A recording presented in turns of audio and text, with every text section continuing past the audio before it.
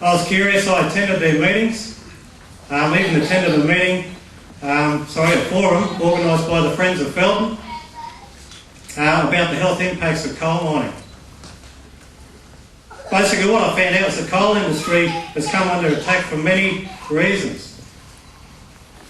Air and water pollution, environmental devastation caused by open cut mining, greenhouse gas emission, poisonous coal dust blown from trains, trucks transporting the coal, and the thousands of toxins released from burning coal.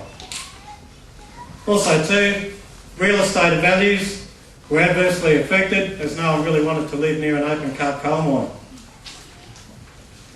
It was also found that public health costs of cancer, lung disease and respiratory illnesses related to coal pollution to far outweigh the return from coal mining. So my wife actually asked me, wonder what they're doing with the Ackland mine and if the people over in Gary Junction are so concerned. Well, the Ackland mine is currently 14 k's away to our north. It's out of mine, it's out of sight. We aren't affected by it, except for maybe just a number of uncovered coal trains and trucks coming through our local area. Mind you, we were affected momentarily as we experienced an earth tremor through our town from their overburden blasting, which is great when you consider how far away they are now. I decided to find out more. I researched the net. I drove to Ackland. I spoke to Glenn Buttel, trying to get an idea of what was actually going on.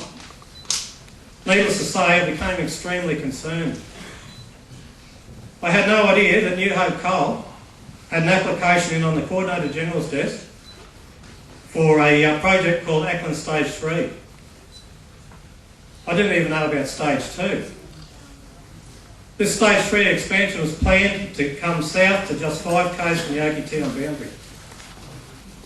Being declared a state significant project, they had to submit an environmental impact statement, or EIS. In that EIS, they want to increase their production and basically double it from 4.8 million tonnes per annum to 10 million tonnes per annum.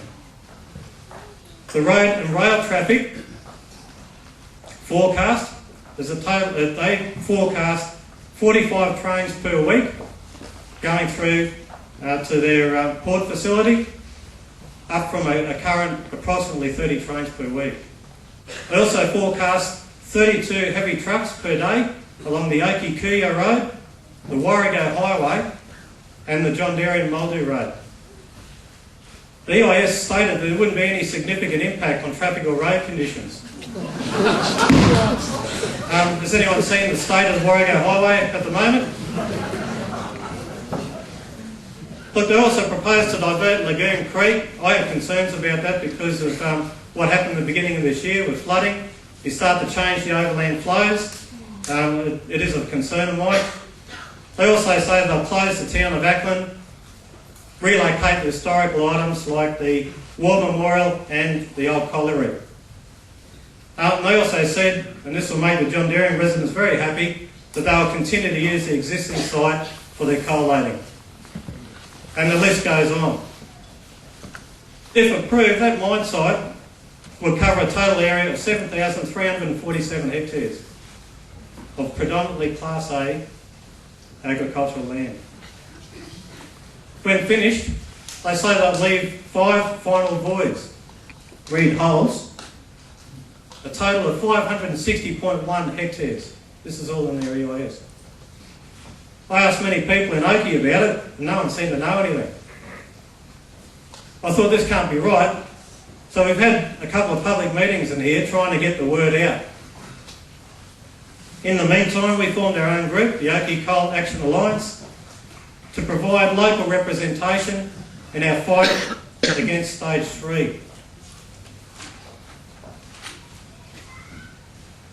We also recently were made aware of the New Hope Corporation's interest in coal to liquids technology, which allows coal to be used as an alternative to oil. This is the very same type of issue Friends of Felton have been fighting for the past 3.5 years that they don't want in their area. So what's at stake? highly productive farmland. Oakey, with a population of 4,600 residents. John Darien, a town that is a real mess, a population of approximately 300 and probably dwindling, due to their having a coal facility right on their doorstep and listening to the noise of machinery, trucks and trains 24/7, and also putting up with coal dust polluting their rainwater, covering their homes inside and out. And also, let's not forget the historic town that was once a thriving community, and that was Acland. Look, I wrote to various politicians and Queensland departments expressing my concerns. Generally, I only ever received acknowledgement replies or a standard letter in reply, except for one, and that was Dorothy Pratt. She actually took the time to write herself. I also realise the promises of jobs, local community benefits and coexistence, so often made by mining companies, were as empty as the towns and farming properties their mines often consume. I form the opinion that governments, their departments and mining companies don't have our best interests at heart. I reckon we've been lied to and we've been sold out. I do know that all governments should have a duty of care to their citizens. As human beings, we have a right to clean air, clean water, clean food. These fundamental rights have been ignored for the quick resource dollar. It seems to me that successive governments have eroded over time, little by little, the very freedoms and rights that so many good people gave their lives fighting for many years ago. So I say to all current and future governments in this country, we are fed up out here in regional Australia. We're now being forced to retaliate against poor government policy and legislation that is unfair and balanced in favour of an increasingly arrogant, self-regulating resource sector. This forum is the first salvo in our fight to restore our rights. So I ask, why are we here? It's because we know that our democratic rights have been cast aside and this needs to be fixed ASAP. So we need our rights.